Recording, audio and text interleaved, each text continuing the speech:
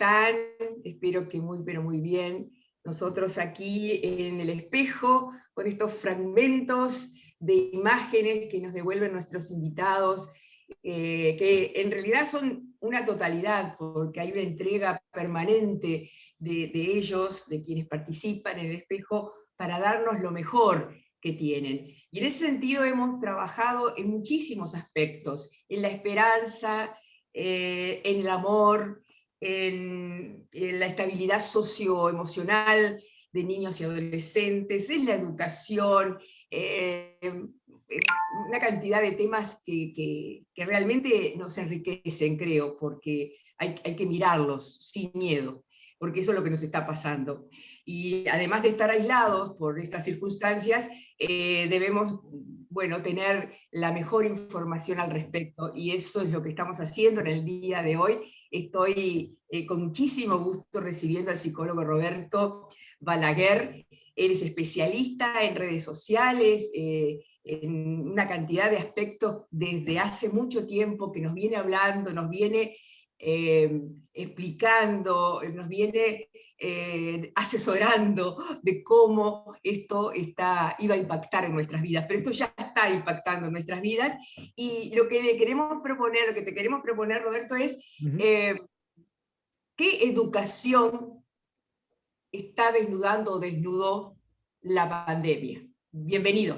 Bueno, muchas gracias, Raquel, un gusto como siempre reencontrarte ahora en este ámbito de la virtualidad. Bueno, a ver, es una pregunta bien amplia. Lo primero que yo he venido diciendo ya hace varios meses, ya casi más de un año, es que la pandemia en general, más que generar cosas, que seguramente también podemos decir que ha generado cosas, pero sobre todo en muchos ámbitos desnudó muchas cuestiones, ¿no? Para llegar antes de llegar a la educación. En primera instancia, por ejemplo, en el ámbito familiar, desnudó los vínculos, desnudó con quién estabas, ¿no? Que eran decisiones que habías tomado antes del 12 de marzo, digamos, del 2020, ¿no? Yo digo, nadie dijo, bueno, mirá, vamos a hacer un sorteo y a ti te va a tocar vivir con fulano y mengano y hacer la cuarentena con sutano, ¿no?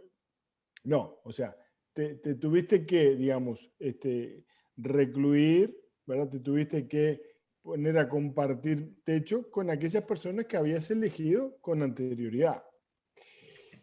Y eso, como todas las cosas, trajo, digamos, sus bemoles, ¿no? Estuvieron quienes pudieron aprovechar esa oportunidad y estuvieron quienes en ese contexto, digamos, donde no había escapes, donde no había salidas, donde no había muchos planes B, implotaron o, por el contrario, pudieron encontrar soluciones, redescubrieron, ¿no? Pero lo que sí hizo la pandemia fue desnudar todas las cosas buenas y todas las malas que estaban. Y algo similar sucedió en el ámbito de la educación, que es aún, si se quiere, más complejo porque quizás haya más actores, ¿no? Quizás, habría que pensarlo, pero en principio tiendo a pensar que hay más actores, que tienen intereses también diferentes, ¿no? Y la pandemia, cuando, digamos, empieza a determinar que no podemos ir a ese lugar, ¿no? Que llamamos escuela, liceo, UTU, o universidad inclusive, empezamos, bueno, a darnos cuenta, primero que nada, ¿no? La importancia que tiene el lugar, ¿no? Como un lugar diferente al lugar donde vivimos, ¿no? Porque justamente parte, digamos, de los mecanismos que se ponen en juego en la educación es la salida, ¿no? O sea, parte, digamos, de lo que proponen estos espacios educativos tiene que ver con la salida, tiene que ver con, bueno, mire, usted está en su casa para seguir avanzando, para seguir creciendo, ¿verdad? Tiene que ir a otros lugares, tiene que salir de su casa e ir a otros lugares.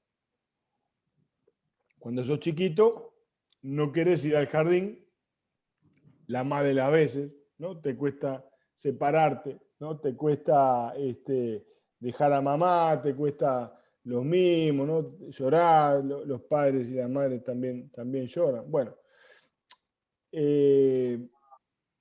eso también pasó, ¿no? Pero al revés, es decir, empezaron a llorar por no ir a la escuela, pero todos lloraron y la respuesta es no, no todos lloraron de la misma forma. Es decir, entonces, ese lugar tiene un valor diferente para, primero que nada, para cada uno de los actores que están ahí. Y podemos ir en este recorrido pensando, ¿no?, que había una primera gran línea divisoria que también desnudó la pandemia, que fue ese binomio autonomía-dependencia. Aquellos más chicos, ¿no?, aquellos que todavía necesitan muy claramente de un adulto que esté ahí para ayudarlos, ¿no?, desde la cursiva hasta la lectura, hasta agarrar el lápiz, hasta lo que tú quieras, hasta imprimir una hoja, fueron los que, cuando la clase se virtualiza, cualquier cosa que eso sea, ya vamos a llegar ahí si tenemos tiempo, empezaron a sufrir ellos y los adultos a cargo. Porque, digamos, en esos casos, ¿quién suple a la maestra? Bueno, el adulto que está a cargo, que en líneas generales fue la mamá. En líneas generales, ¿no? Seguramente haya muchos otros casos donde sea el papá, donde sea un hermano mayor, un tío, una abuela, una maestra, bla, bla, bla. Pero en general, digamos, fueron las mamás, que por algo fueron las más sobrecargadas durante esta pandemia. Es decir, ahí se redescubre la importancia, ¿no?, del lugar, la importancia de la maestra. Y esto yo lo he conversado con varios colegas de diferentes lugares del mundo y algunos dicen que esto ha revalorizado, ¿no?, el lugar docente. Y yo no tengo tan claro que haya sucedido de esa manera. Lo que sí me es claro, me es absolutamente prístino y transparente, es que se revalorizó el lugar de la escuela como un Exacto. lugar diferente al de la casa, como un lugar que permite y habilita a que las madres, los padres, los hermanos, los abuelos, ¿verdad?, estén, digamos, por fuera del acto educativo, y que cuando eso se traslada a las casas, no es lo mismo tener un hijo en sexto de escuela que uno en primero de escuela. Es decir, ahí sí se hizo quizás mucho más patente en esos niveles el valor que tiene un adulto que sabe cómo enseñar determinadas cosas. Claro, entonces, lo que tú planteas es que tal vez no todos hoy, niños y adolescentes, y tal vez hasta universitarios, tal vez de menos, lo que más extrañaron fue el lugar, porque el lugar era el encuentro. Pero a su vez, esto se va problematizando, se va enrareciendo en la medida, por lo que tú planteas, en la medida en que en la casa está un niño pequeño al cual le podés enseñar a sumar, y otra cosa es un chico de sexto año donde tenés que hacer las, no sé, fracciones, combinar, no sé qué cosas están haciendo hoy. Entonces, ahí el rol de la madre en los chiquitos puede estar muy bien, ¿no? Está muy bien valorado. Y el de la maestra no tanto. ¿No sucedería lo mismo cuando empiezan ya de sexto para arriba? Esa es la pregunta. Yo te diría de cuarto para arriba, ¿no? Es Cuarto. anterior, de cuarto año de escuela para arriba, ¿no? Lo vimos el año pasado en diferentes contextos, ¿no?, donde, digamos, los chicos de cuarto tenían una capacidad de ser más independientes y autónomos que favorecía la virtualidad, que es condición, digamos, diría que es condición casi sine qua non, ¿no?, pero no es la única necesaria. O sea, hay otras condiciones que tienen que estar para que se pueda eso dar. ¿Cuáles son esas otras condiciones? Por lo pronto que haya una cierta conciencia académica por parte de los padres. Es decir, ¿qué quiere decir eso? En buen romance quiere decir que a los padres les parezca importante que sus hijos asistan a la escuela, presencialmente cuando es presencial y vía virtual cuando la clase sea virtualizada, ¿no? Es decir, uno puede ahí poner 1000 argumentos para lo presencial. Llueve, se rompió el auto, se rompió el ómnibus, no había taxi, no estaba la abuela, ¿no? Y lo mismo se puede hacer también en la virtualidad. La computadora la tiene la hermana, no había internet, no había wifi. Y ojo, en muchísimas situaciones, esos argumentos son absolutamente verdaderos y válidos, porque eso desnudó también la fragilidad y vulnerabilidad de un porcentaje que es X, ¿no? Pongámosle en el entorno del 10%, ¿no? Para manejar alguna cifra, más o menos, y que dependiendo cada lugar, sobre todo en América Latina, ese número varió. ¿Por qué? Digamos, ya yendo a algo más macro, no podemos olvidarnos que Uruguay fue de los pocos países, ¿no?, en América Latina que tuvo una cierta o una buena presencialidad y continuidad de la educación en la virtualidad, porque había, digamos, una plataforma, había una institución, ¿no?, que es Plan Ceibal, que permitió, digamos, que hubiera continuidad. Y había también, en muchos casos, también dispositivos para hacerlo. Entonces, había una infraestructura que posibilitaba virtualizar la clase. Ahora, lo que más extrañaban los chiquilines era el lugar, como bien dijiste, el lugar de encuentro. No necesariamente extrañaban el lugar, extrañaban sí el encuentro. ¿Y qué pasa? ¿Quiénes lo extrañaron más? Y bueno, gran parecido con esto anterior, pero habría que bajar quizás unas franjas anteriores, es decir, ya a partir de primero, segundo de escuela, ¿no?, ya los chiquilines también extrañaban el ver lo más importante que tiene para ellos la escuela, que no es la maestra, no es el director, sino que son sus pares, ¿verdad? Porque ahí es donde aprenden con los otros, aprenden de los otros, ¿no? Aprenden a ser como ellos y un poco como los otros, y se empiezan, ¿verdad?, a generar y a gestionar una identidad mucho más compleja que si solo se quedaran en el ámbito de sus casas, donde Claro, modelos, porque además ejemplos y referencias son esos y nada más. da a ellos seguramente una seguridad o un campo de prueba y ensayo para lo socioemocional. Y esto, lo socioemocional quedó reducido al ámbito de los afectos más cercanos de los que podían estar. Y otra cosa es, me parece, esto es por un lado, y por otro lado me parece que hay la virtualidad, si bien estaba muy bien atendida y parece que nos preparamos para este momento, Uruguay se preparó sin saberlo para este momento, en realidad no todos han podido manejar los tiempos de la virtualidad. O sea, como que no le han dado como te voy a decir, el tiempo suficiente a determinadas materias, a determinadas asignaturas, a determinados encuentros. Llámese lo técnico que fallara o los tiempos personales, que eso te lo marca el lugar, te lo marca la frecuencia de estar en una institución. Claro, ahí va. Entonces, lo que se desnudó también, ¿no?, en este contexto fue que en ese lugar pasaban muchas más cosas de las que pensábamos que pasaban. Es decir, que se daban distintos tipos de interacciones, ¿no? Había distintos tipos de tiempo y que no siempre, o mejor dicho, o muchas veces, no pudieron virtualizarse, ¿no? Porque, por ejemplo, y tú mencionas todo lo socioemocional, Bueno, ahí en ese paquete podemos poner una cantidad de cosas. Por lo pronto, el recreo, ¿no?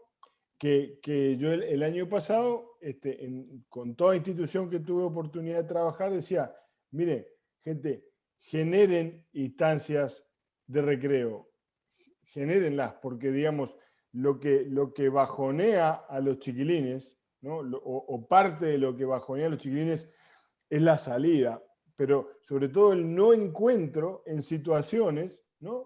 Digamos, distendidas de intercambio, de contacto, ¿no? Los chiquilines, de vuelta. Yo siempre les digo, un poco en broma, un poco en serio, vos ya me conocés con el humor que me caracteriza, digamos, yo le digo, no, no extrañan a la maestra, no extrañan al profesor de física, ¿no? Extrañan a sus pares, porque ese es el alimento más importante para ellos. Su alimento socioemocional más importante y mucho más a partir de cuarto, quinto año de escuela, son los pares, ni siquiera los padres, ¿no? Los padres siguen siendo importantes y cruciales y lo que hagan sigue siendo determinante, incluso cuando están en el liceo, ¿no? De acuerdo, estamos de acuerdo. Pero los pares van tomando cada vez más relevancia, año a año, la opinión de los padres, lo que dicen, lo que se ponen, lo que usan, lo que opinan, ¿no? Lo que validan o deslegitiman, todo eso es lo importante. Y una de las cosas en las que creo, ¿no? Se falló en general, y no creo que sea solo en el Uruguay, porque me consta que hay varios lugares donde esto, yo entiendo que se falló por lo menos, fue justamente en gestionar esos espacios, ¿verdad? Que socioemocionalmente son tan importantes para los chiquilines. Entonces, costó mucho, digamos, entender que en ese lugar pasan muchas más cosas que materias. Hay muchas más interacciones que entre el docente y el alumno o entre pequeños grupos para armar una tarea, ¿no? Sino que ahí se está gestionando parte, digamos, de la vida, parte de la identidad, y quizás no se valoró lo suficiente, digamos, como decían algunos, ¿no? Se entró en una suerte de tareitis, ¿no? Como una enfermedad, digamos, propia, sobre todo el comienzo de la pandemia, ¿no?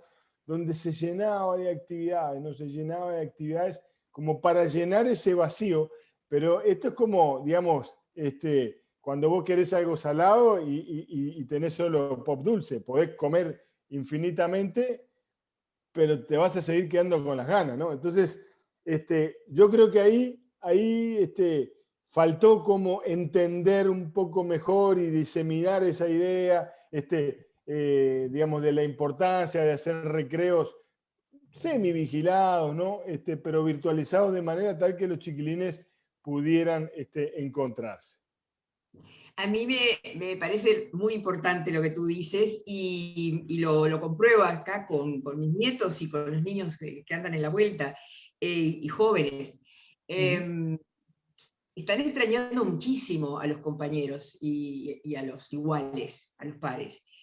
Y yo me pregunto, ¿las autoridades de la educación han tomado nota de estas cosas que parecen tan de perogrullo, pero que son tan importantes? Porque recuerdo que los comentarios han sido, nos dejaron salir 5 minutos, o sea, como que también los maestros manejan el tiempo a discreción del encuentro, o sea, como que no es algo tan importante para ellos, más que al lado de proveerlos de fortalezas académicas.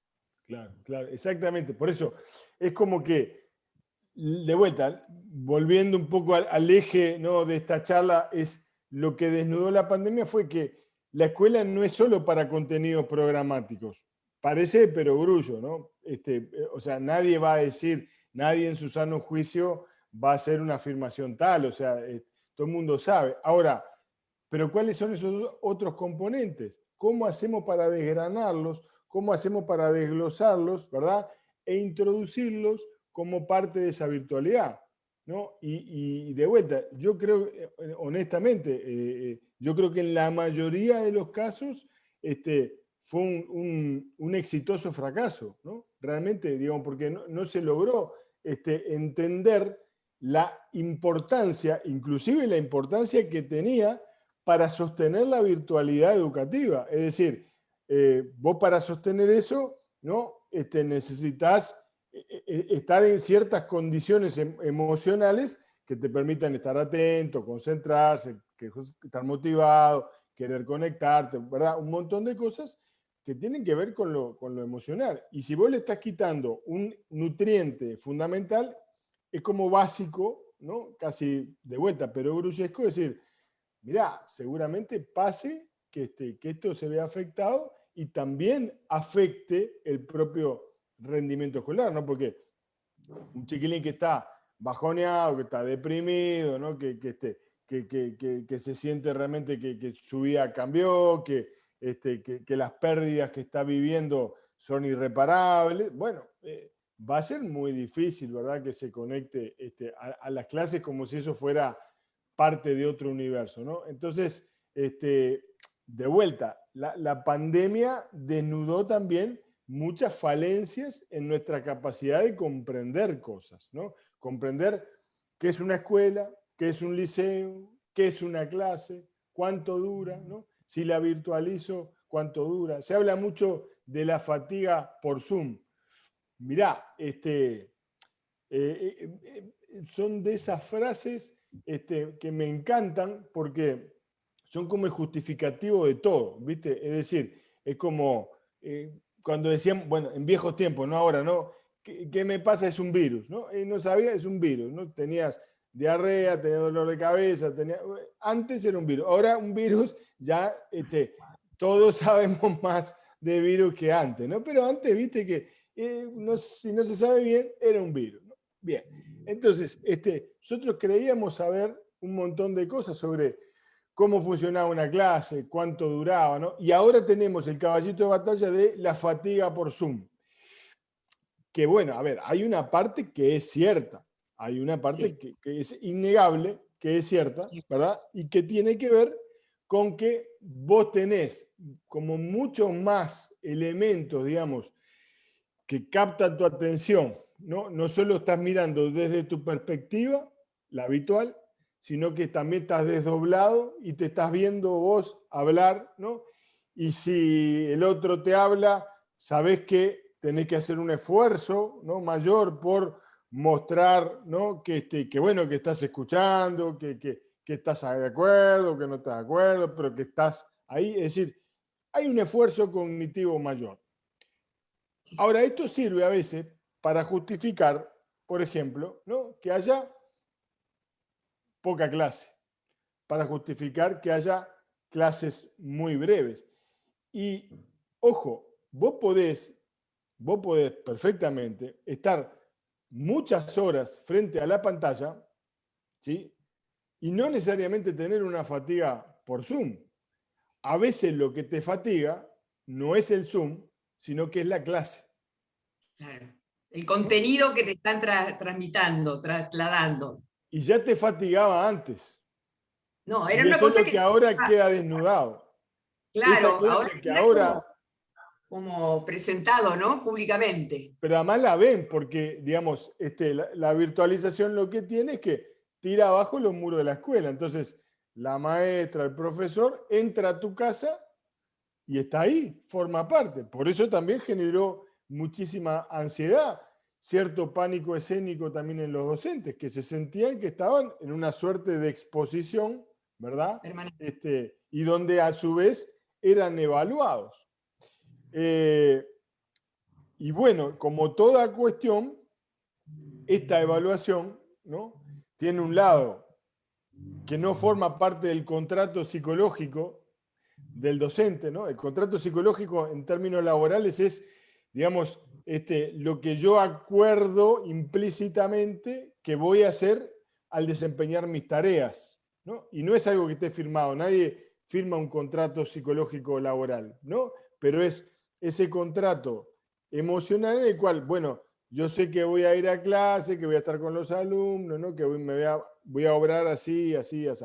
Ahora, esto es una alteración de ese contrato, porque resulta que ahora voy a tener a los padres y a los abuelos, y a esta abuela que fue maestra, y aquel tío que es profesor de física y que dice que la profesora de física lo que explica lo explica punto suspensivo, o que dice que la profesora de geografía lo único que hace es hablar de puntos suspensivos, ¿no? O aquel que por el contrario dice, ¡pa! ¡Qué genial! Si a mí me hubieran enseñado astronomía como te enseña este profe, yo capaz que hubiera sido punto suspensivo, ¿no? Sí, Entonces, lo bueno y lo malo, pero quedó todo mucho más desnudado, quedó todo claro. mucho más ahí. Y las casas también, ¿no? Porque los profesores, el año pasado yo hice varias encuestas de evaluación de diferentes aspectos de lo educativo en distintas instituciones, y una de las preguntas era si habían logrado conocer, ¿no?, a sus alumnos, si habían establecido un vínculo.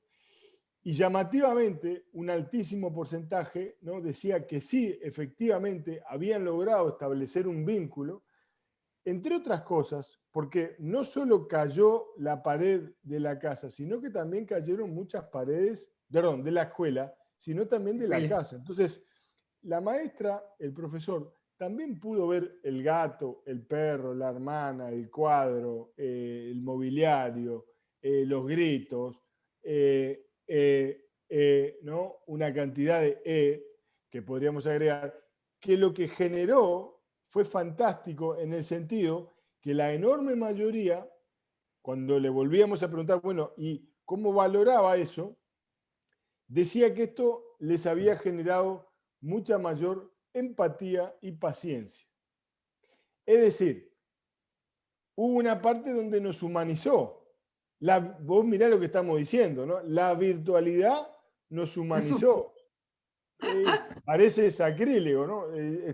Vos, digo, hace años que me conocés, sabés que desde tiempos inmemoriales, fíjate que mi primer libro fue del 2003 y se llamaba Internet, un nuevo espacio psicosocial.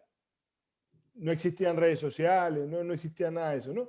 Pero rápidamente un grupo de gente en el mundo nos dimos cuenta que Internet no era solo una cuestión de máquinas, sino que se generaban nuevos espacios, que para bien y para mal generaban cosas, ¿no? Y en este caso lo que te estoy diciendo es, la pandemia humanizó y puso además en el ámbito educativo a los docentes en un lugar más humilde de aprendientes. ¿Por qué? Para la habitualidad, para la normalidad pasada, tenían todos los piques, pero para la virtualidad, para la nueva normalidad, no. Y muchas veces tuvieron que apelar también a los saberes de los llamados nativos digitales, ¿verdad? De forma tal de Claro. solucionar algunas cosas. Pero esto lo que hizo fue también ponernos a todos en un lugar genial que fue de aprendientes.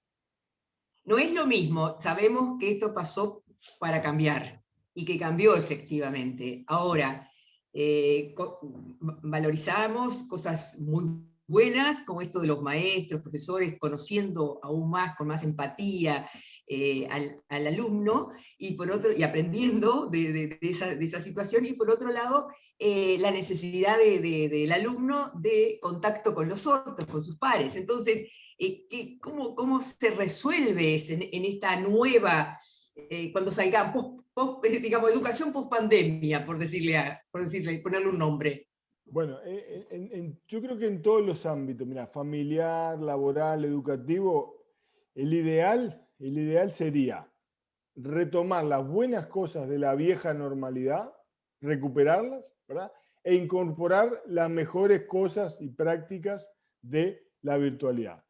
Yo tiendo a pensar que no va a ser tan sencillo por algunos indicadores que uno empieza a ver, ¿no? Como que los trillos conocidos, ¿no? Los caminos ya recorridos, ya transitados, dejan esas marcas y por más que diga, sí, bueno, estuvo bueno, no sé, hacer tal o cual cosa, uno, somos animales de mucha costumbre y vamos de repente por los lugares que no necesariamente son los mejores. A mí eso también hace ya varios meses que me preocupa, que me ocupa, que pienso que es una pena que no logremos aprender lo suficiente, pero bueno, pero asumo que quizás sean las limitantes de eso, ¿no? Entonces, ese sería como el escenario, digamos, deseable, ¿no? Donde, digamos,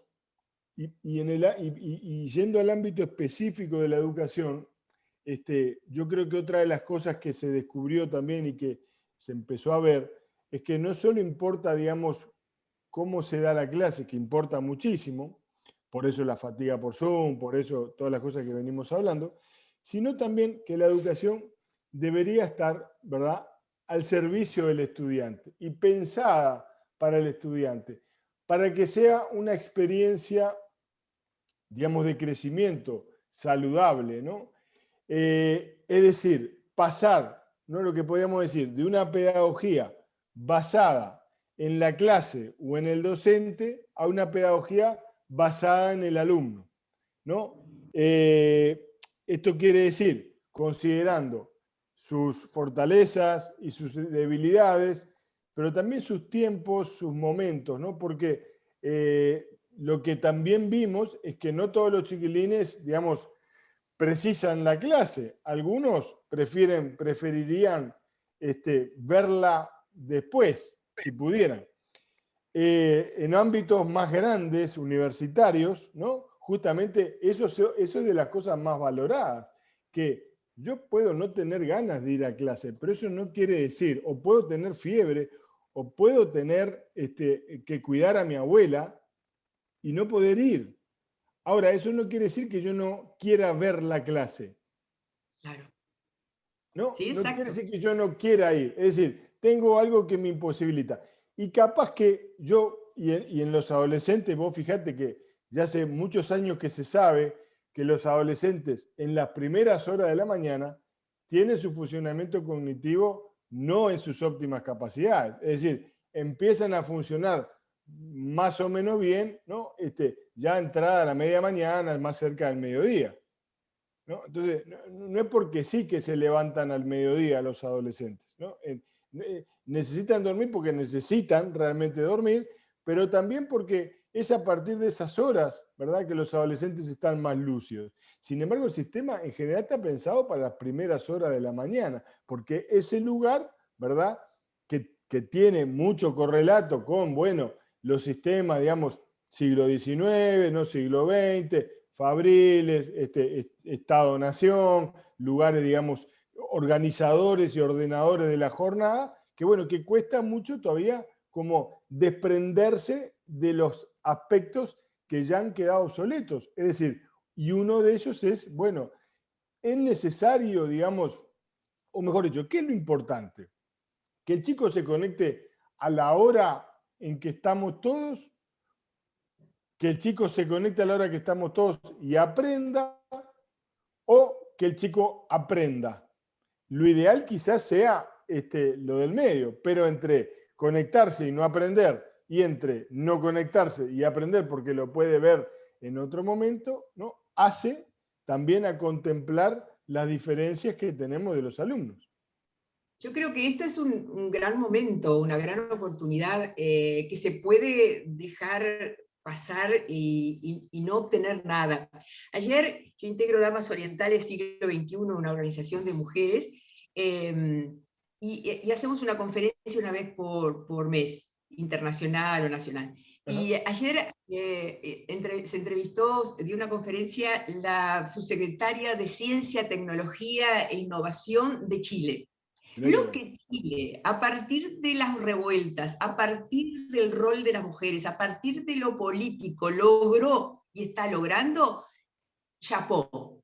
Y yo me pregunto, nosotros no vamos a hacer nada con esta experiencia. Eso es lo que me revela, lo que me preocupa, ¿no? Me interpela.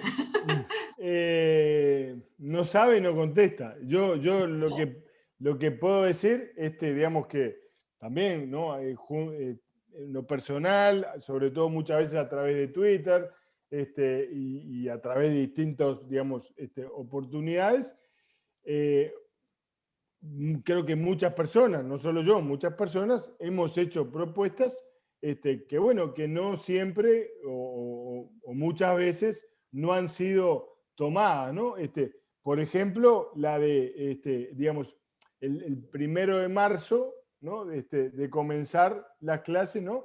Hablando sobre todo, digamos, la importancia que podía tener la burbuja, ¿no? En aquel momento, 1 de marzo, era el tema. Vos recordás que es a mediados de marzo que empieza, digamos, a dispararse la cosa. Pero 1 de marzo, dedicar el primer día de clase, ¿no? A el concepto de burbuja. Había un montón de cosas poco claras, ¿no? Y que era una muy buena oportunidad, sobre todo para que los chiquilines, que son grandes contagiadores de buenas prácticas, no de virus, sino de buenas prácticas, pudieran ir a sus casas y decirle, mirá abuela, mirá mamá, en la escuela me dijeron esto, no. Y a veces asumimos que ya escucharon. Y asumir que la gente ya sabe es un error garrafal. Garrafal, porque de vuelta, cada tanto hay, tú le das encuesta de opinión que dice, bueno, usted sabe quién es el ministro de... Y la gente no sabe, ¿no? Claro. Muchísima gente no sabe, porque muchísima gente está en otra sintonía, tiene otros intereses, otra formación, otra valoración de distintos aspectos, y bueno, no le importa. Y como eso, digamos, muchas otras cosas que, digamos, que se han propuesto y que tenían, lo de los que te hablé hoy, de los recreos virtuales también, digamos, darle lugar a los, digamos, a ese proceso de socialización justamente para que la afectación fuera menor, porque la mayor afectación no viene por no tener clase de español, de lenguaje, de matemática. La afectación viene por no salir de la casa, por no estar en otro lugar, por no estar con los padres, por no estar con otros adultos diferentes a papá, mamá, la abuela. Bueno, yo siempre, estamos terminando por aquí, pero yo siempre soy optimista y percibo o deseo que se escuchen a los técnicos, en este caso a ti y a tantos otros, que están trabajando en esta nueva realidad, porque dejarla pasar es realmente casi criminal, porque debemos sacar una experiencia para avanzar, para que todos vivamos un poco mejor, para mejorar la educación, las relaciones. No sé, me parece que algo va a tener que cambiar. Ojalá que sí, porque digamos, capacidades hay, ideas hay, o sea, es cuestión, digamos, a veces de generar esos espacios, ¿verdad?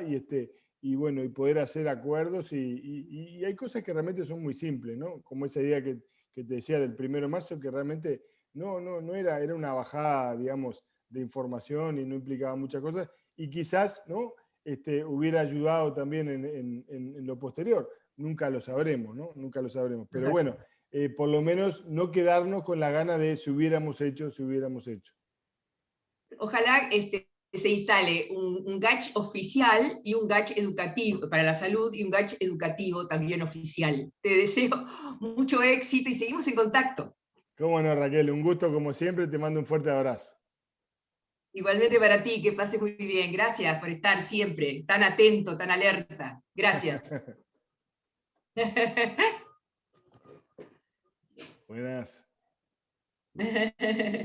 Muy bien, bueno, gracias, Raquel. A ti. Un beso.